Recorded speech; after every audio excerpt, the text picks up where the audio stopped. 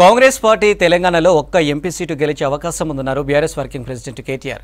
తాను కొత్త సర్వే చేయించారన్నారు. రాష్ట్రంలో బీఆర్ఎస్ ఎక్కువ సీట్లు గెలుస్తుందని చెప్పారు. పెద్దపల్లి, ఆదిలాబాద్, నిజామాబాద్లో బీజేపీ వర్సెస్ బీఆర్ఎస్ ఉందని చెప్పారు కేటీఆర్. మరోవైపు తెలంగాణ భవన్లో ఖమ్మం, నల్గొండ, వరంగల్ ఎమ్మెల్సీ అభ్యర్థులతో సమావేశమయ్యారు కేటీఆర్. రాష్ట్రానికి కరెంటు అందించడంలో కాంగ్రెస్ పూర్తిగా ఫెయిల్ అయ్యిందన్నారు హరీష్ రావు.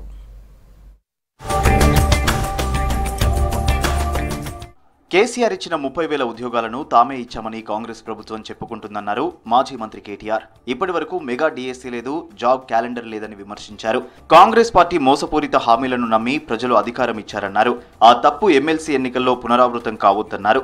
విద్యావంతులు ఆలోచించి ఓటేయాలని కోరారు కేటీఆర్. ఇవాళ రేవంత్ రెడ్డి గారు ఎంత పచ్చి మోసం చేస్తా ఉన్నారంటే, కేసీఆర్ ప్రభుత్వం ఇచ్చిన 30,000 ఉద్యోగాలు కూడా నేనే ఇచ్చినానంటూ అసలు ఒక నోటిఫికేషన్ ఇవ్వకుండా, ఒక్క పరీక్ష కూడా కండక్ట్ చేయకుండా 30,000 ఉద్యోగాలు నేనే ఇచ్చినానని ముఖ్యమంత్రి గారు బొంకుతుంటే, పచ్చి అబద్ధాలు చెప్తుంటే పత్రికల్లో, టీవీలలో నిజంగా నవ్వాలో ఏడవాలో తెలియని పరిస్థితి.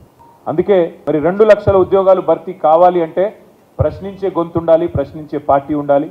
ప్రజలకు న్యాయం జరగాలి, విద్యావంతులకు న్యాయం జరగాలంటే ప్రశ్నించే రాకేష్ రెడ్డి లాంటి ఉత్సాహవంతుడైన యువకుడు శాసన మండలికి రావాలి.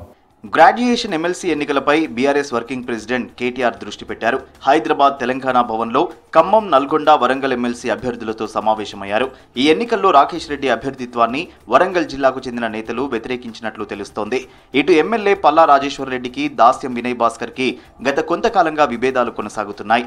అయితే పల్లా రాజేశ్వర్ రెడ్డికి, రాకేష్ రెడ్డికి సాన్నిహిత్యం ఉంది. దీంతో రాకేష్ రెడ్డి ఎమ్మెల్సీ అభ్యర్థిత్వంపై పలువురు నేతలు అభ్యంతరం వ్యక్తం చేస్తున్నారు. దీంతో నేతలకు నచ్చజెప్పే యత్నం చేస్తున్నట్లు తెలుస్తోంది.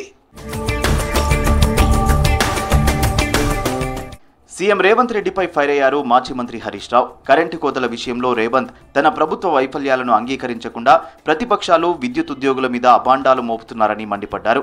24 గంటల కరెంటు కోతలు లేని రాష్ట్రాన్ని సృష్టిస్తే 5 నెలల్లోనే కాంగ్రెస్ కూల్చేసిందని ఆరోపించారు.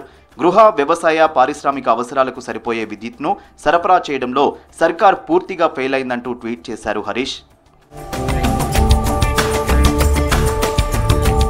కాంగ్రెస్ పార్టీ తెలంగాణలో ఒక్క ఎంపీ సీటు గెలిచే అవకాశం ఉందన్నారు BRS working president KTR. 17 Lok Sabha స్థానాల్లో కాంగ్రెస్ పక్కా గెలిచే స్థానం నల్గొండ మాత్రమేనన్నారు. తెలంగాణ భవన్లో కేటీఆర్ మీడియాతో చిట్చాట్ చేశారు. నాగర్ కర్నూల్, సికింద్రాబాద్, మల్కాజ్గిరి, కరీంనగర్, ఖమ్మం, మెదక్, చేవెళ్లలో పక్కాగా గెలుస్తున్నామని చెప్పారు. కాంగ్రెస్ పార్టీకి బలమైన అభ్యర్థులే లేరని చెప్పారు. ఖమ్మంలో కమ్మ సామాజిక వర్గం నామాను గెలిపించుకుంటుందని చెప్పారు.